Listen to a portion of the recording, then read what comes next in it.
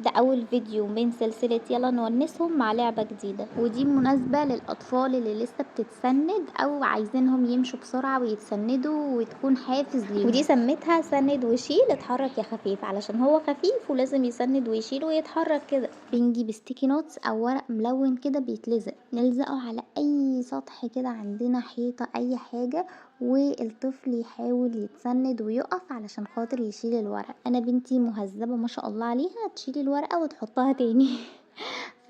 فعادي هتلاقيهم بيشيلوهم بيحطوهم، هما لسه بيحاولوا يفهموا اللي بيحصل، وبتلخمهم جدا، بتزود عندهم الحماس، يعني ان هما يقفوا ويمشوا كده خطوتين عشان يشيلوا الباقي وهكذا، ويوطوا يشيلوا اللي على الارض ويحطوه تاني. لعبة لذيذة هتسليهم وتخليهم نشيطين كده، يقوموا ويتحركوا ويبقوا عايزين يلعبوا من غير بقى تكاليف ولا نشتري لعبة او حاجة، لا نقدر نعملها بحاجة بسيطة جدا زي كده. لو حابين تشوفوا افكار تانية كتير ما تنسوش تدوسوا على زر الاشتراك او سبسكرايب علشان توصل لكم كل الفيديوهات الجاية.